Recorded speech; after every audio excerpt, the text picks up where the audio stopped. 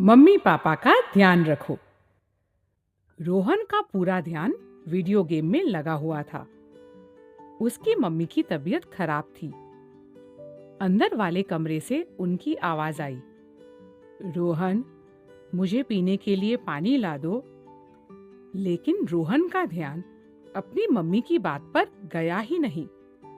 Mummy उठकर drawing room में आई और उन्होंने खुद पानी ले लिया। नानी ने यह देख लिया। नानी ने रोहन से कहा, तुम्हारी मम्मी की तबीयत ठीक नहीं है, तुम्हें उनका ध्यान रखना चाहिए।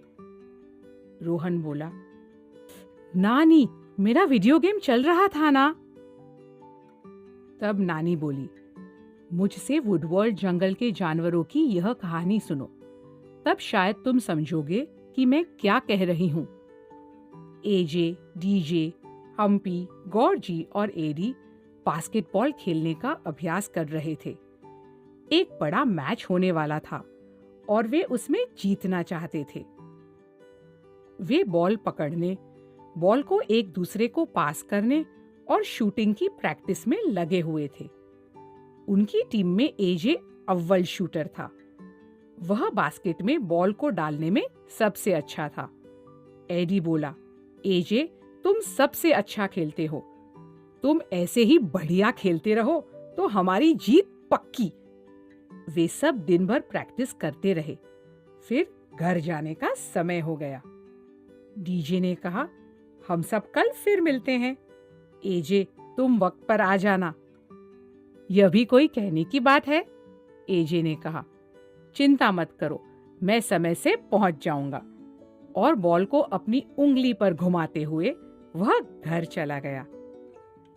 घर पहुंचकर एजे ने देखा कि उसकी मम्मी बीमार थी। उनकी हालत देखकर वह डर गया। वे पलंग पर लेटी हुई थी और उनकी हालत काफी खराब थी। एजे ने अपनी बॉल एक तरफ फेंकी और मम्मी के पास चला गया। मम्मी, आपको क्या हुआ? घबराए हुए एजे ने पूछा। मम्मी धीमी सी आवाज में बोली, कुछ नहीं बेटा, शायद मुझे बुखार है। झट से एजे बोला, मम्मी, आप बिस्तर पर ही लेटे रहना, आपकी दवाइयां कहाँ हैं? मम्मी ने दवाइयों की तरफ इशारा किया। तब एजे बोला, आप ठहरो, मैं आपकी दवाइयां यहीं ला देता हूं। आपको और कुछ चाहिए? एजे ने एक गिलास में पानी डाला। फिर उसने मम्मी को बैठने में मदद की ताकि वे पलंग पर ही बैठकर दवाई खा सके। उसने पूछा, मम्मी, आप क्या खाना चाहती है? जब तक आप ठीक नहीं हो जाती, मैं आपको बिस्तर से उठने नहीं दूंगा। मम्मी मुस्कुराई। उनका बेटा उनका कितना ख्याल रख रहा था। एजे रसोई की तरफ भागा। वहां उसके पापा पहले से ही कुछ पका रहे थे। एजे ने पूछा, पापा, आप क्या बना रहे हैं? क्या मैं आपकी कुछ मदद करूं? पापा बोले, हाँ हाँ, मुझे थोड़ी मदद चाहिए भी थी। एजे अपने पापा के साथ खुशी खुशी खाना बनाने में जुट गया।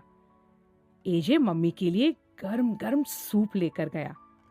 सूप पीने के बाद मम्मी को अच्छा लगने लगा। अगला पूरा हफ्ता एजे मम्मी की देखरेख में और खाना बनाने में पापा का हाथ बटाता रहा।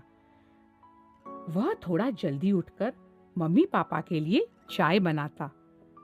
तब तक पापा मम्मी के पास बैठकर दो बातें करते रहते। उससे मम्मी को और भी अच्छा लगता। एक दिन उनके लिए एजे ने केक भी बनाया। रसोई में जो जो चीजें खत्म हो चुकी थी, वह बाजार जाकर खरीद लाया। हफ्ते भर बाद उसके दोस्त घर पर टपक पड़े।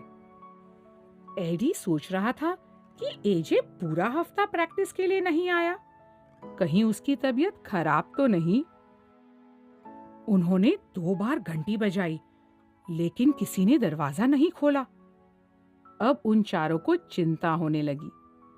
तभी एजे दरवाजा खोलकर बाहर आया। डीजे ने पूछा, एजे, तुम इतने दिनों से कहां हो? ढोंग करते हुए एजे ने कहा, मेरी तबीयत ठीक नहीं है, मुझे बुखार है, ठीक होते ही मैं प्रैक्टिस के लिए आ जाऊंगा। एडी, हम्पी, कॉर्जी और डीजे को शक हुआ क्योंकि एजे का व्यवहार कुछ अजीब सा था। वह किसी भी तरह से बीमार नहीं लग रहा था। तो फिर क्या बात थी? हम्पी बोला, चलो अंदर चलकर देखते हैं कि क्या गड़बड़ है। चुपचाप वे सब एजे के घर के अंदर गए। सोचो तो, उन लोगों ने क्या देखा? एजे की मम्मी बिस्तर पर लेटी हुई थी और एजे उनसे बातें कर रहा था।